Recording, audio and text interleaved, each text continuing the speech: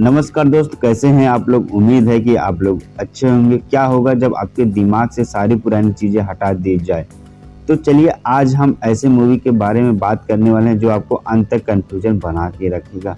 तो दोस्त आज एक्सप्लेन करने वाले हैं मूवी आर्गाइल के बारे में। चलिए बिना देर करते हुए मूवी का एक्सप्लेनेशन शुरू करते हैं। मूवी के शुरुआत में हम एक एजेंट आर्गाइल को देखते हैं। एक लड़की आर्गाइल के पास आती है और डांस करने के लिए पूछती है। उस लड़की का नाम लाग्रेंस होता है। वह लड़की एक अपराधी होती है। वह लड़की आर्गाइल से कहती है कि अब तुम्हारा खेल खत्म, मैं तुम्हें जान गया हूँ, तुम कौन हो। लाग्रेंस आर्गाइल के गन को ले लेती है। तभी उसके आदमी आर्गाइल को गन पॉइंट पर ले लेते हैं। आर्गाइल हेल्प के लिए आवाज लगाता है तो बाहर कार में एक लड़की बैठी होती है जिसका नाम कायरा होता है। वो वहीं से आर्गाइल के पास धुआं धुआं कर देता है। तब आर्गाइल वहां से निकलकर कायरा के पास चले आता है। तभी लाग्रेंस भी आ जाती है और उन लोगों के ऊपर गोली चलाने लगती है। एक गोली कायरा को लग जाती है। लाग्रेंस वहां से चली जाती है। आर्गाइल अपने बॉस फाउलर के पास कॉल करके सारी बात बता देता है। तो उसका बॉस कहता है कि तुम सबसे पहले उस लड़की का पीछा करो, हम कायरा को देख लेंगे। आर्गाइल लाग्रेंस का पीछा करता है लेकिन आर्गाइल लाग्रेंस को नहीं पकड़ पाता और उसकी जीभ भी टूट जाती है। आर्गाइल अपने दोस्त वायलेस को बताता है कि वो लड़की तुम्हारी ही तरफ जा रही है, उसे पकड़ लेना। तो वो कहता है ठीक है। वायलेस एक कैफे की दुकान पर बैठा होता है तो लाग्रेंस उसके बगल से बाइक लेकर जा रही होती है। तभी वायलेस उसके बाइक से पकड़कर उठा लेता है। फिर तीनों एक साथ बैठते हैं तो आर्गाइल पूछता है कि तुम किसके लिए काम करती है और तुम्हारा बॉस कौन है।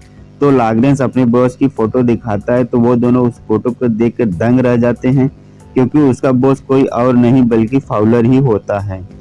फिर लाग्रेंस जहर खा लेती है जिससे उसकी मौत हो जाती है। तब वो दोनों अपने कानों में से ब्लूटूथ निकाल दे ताकि उसका बॉस फाउलर को किसी बात का पता न चले। फिर सीन शिफ्ट होता है। लेडी का सीन दिखाया जाता है जिसका नाम एली होता है। एली एक लेखक होती है। जो कहानी अभी आपने देखी वो इसी ने लिखी थी। एली का सब लोग इंटरव्यू ले रहे होते हैं, सब लोग उससे सवाल कर रहे होते हैं तो वो सबको उत्तर दे रही होती है। एली अपने घर पर आती है और अपना बुक लिखना शुरू कर देती है। एली के पास एक बिल्ली होती है जिससे वो बहुत प्यार करती है। एली अपने पेरेंट्स से मिलने का विचार बनाती है और फिर वो एक ट्रेन में आ जाती है और आकर बैठ जाती है।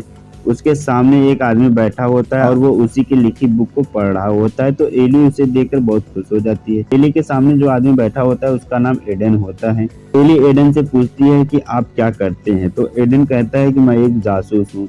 तब एली को कभी वो आदमी दिखता है तो कभी आर्गाइल दिखता है जो उसके बुक के कैरेक्टर में होता है।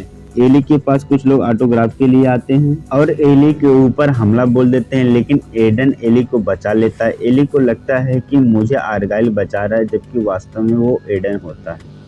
तभी बहुत सारे गुंडे आ जाते हैं।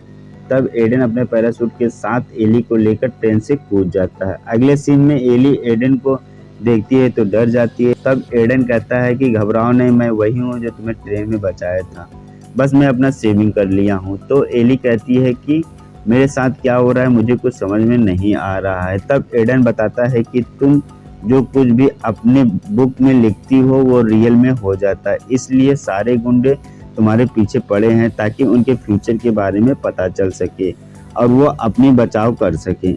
एडन और एली कार लेकर बाहर निकलते हैं तो एडन कहता है तुम्हारे बुक में लिखी हर चीज सत्य हो रही है और तुम जो अपने बुक में आर्गाइल का कैरेक्टर लिखे हो वो मैं हूँ। एडन कहता है मैंने एक हैकर को सभी क्रिमिनल के लिस्ट को चुराने के लिए बोला था, वो चुरा भी लिया था, उसको एक गोल्डन कलर पेन ड्राइव में रख देता है वो, और मुझे लंदन बुलाता है वो फाइल देने के लिए। जब मैं जाता हूँ तो वो नहीं आता मेरे पास। अगले सीन में एडन बाथरूम में जाता है और कॉल पर बोल रहा होता है कि अब मैं इससे ज्यादा इसको झेल नहीं पाऊंगा।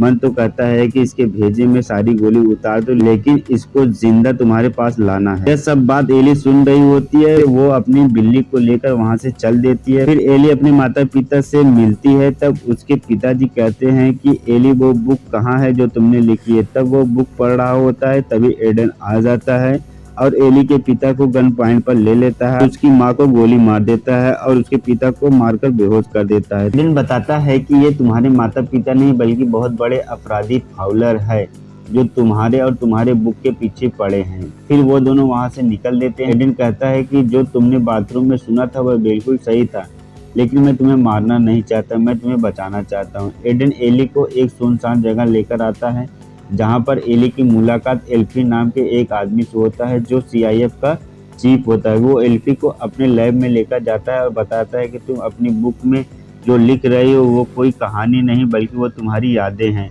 और एडन आर्गाइल नहीं है बल्कि असली आर्गाइल तुम हो। एली कहती है लगता है तुम मुझे पागल बना रहे हो या तुम खुद पागल हो। एली एडन के पास आती है, तब एडन एली को बताता है कि एक दिन तुम हैकर के पास गई थी फाइल लेने के लिए, फिर तुम्हारा पता नहीं चला, फिर पता नहीं कैसे तुम्हारा एक्सीडेंट हो गया, तुम एक सामान्य हॉस्पिटल में एडमिट थे तो फॉलोअर तुम्हें एक दूसरे हॉस्पिटल में एडमिट करवा देता है। इससे पहले कि हम लोग तुम्हें ढूंढ पाते उससे पहले वो तुम्हें ढूंढ लेता है और वो तुम्हारा ब्रेन वॉश कर देता है, क्योंकि उसको पता था कि तुम्हारी याददाश्त चली गई है, इसलिए वो अपने आप को तुम्हारा पिता और अपने सेक्रेटरी को तुम्हारी माँ बना दिया था।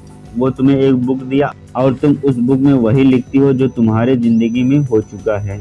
एडन कहता है कि जो तुम्हारे बुक में वाइल्स का कैरेक्टर है वो मैं हूँ। हमारे टीम में 3 लोग थे, मैं और तुम और कायरा, लेकिन लॉगनेस ने उसकी मारकर हत्या कर दी जैसा कि तुम अपने बुक में लिखी हो। तो एली कहती है मैंने अपने बुक में दिल के दाहिनी तरफ गोली मारने के लिए लिखी हूँ जिससे किसी की मौत नहीं होती, क्योंकि ये बात कोई मेरा फैंस ने मुझे बताया था।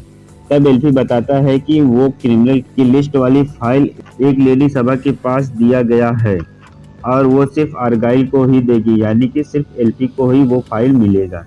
तब एडन और एल्फी सभा से मिलने के लिए जाते हैं। सभा के आदमी एडन को नहीं जाने देते हैं, सभा के आदमी सिर्फ एली को बुलाते हैं। एली थोड़ा उदास थी, लेकिन वो सभा के सामने आर्गाइल के कैरेक्टर में होके बात कर रही होती है। तब सभा उसको फाइल वाली पेन ड्राइव दिखाती है तो एली उसे देखकर दंग रह जाती है, क्योंकि उस फाइल में उसका भी नाम होता है। एली बाहर एडन के पास आती है, तभी वहां पर वही लेडी आ जाती है जो एली की माँ बनी होती है। तो एडन कहता है कि तुम कैसे जिंदा हो, तुम्हें तो मैंने गोली मार दी थी, मैंने बुलेट प्रूफ जैकेट पहनी थी। फिर वो लोग एक कमरे में जाते हैं और वो औरत कहती है कि उस दिन क्या हुआ था, सब सच सच बताओ। तो एली याद करती है और कहती है कि उस दिन उस हैकर को मैंने ही मारा था।